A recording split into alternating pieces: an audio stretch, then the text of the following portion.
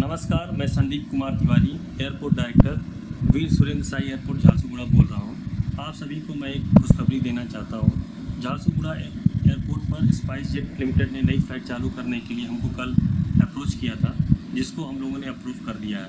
Flight की details इस प्रकार है। ये 11:40 पर कोलकाता से चलकर 11:40 पर झारसुगुड़ा एयरपोर्ट पहुँचेगी। यहाँ से 12:10 पे ये आगे वाइजैक जाएगी।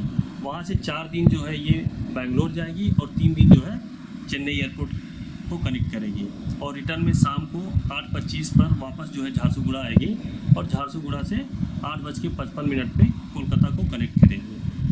सर, इसके चलते झारसुगड़ा एयरपोर्ट को कितना सुविधा होगा, कितना फायदा मिलेगा, कितना फायदा होगा सर? जैसा कि हम विगत दिनों में हम लोग देख रहे थे कि बहुत सारी डिमांड हमारे पास में बेंगलोर को और मुंबई को कनेक्ट करने के लिए आ रही थी। उस दिशा में हम लोग कंटिन्यूअस जो है प्रयास कर रहे थे।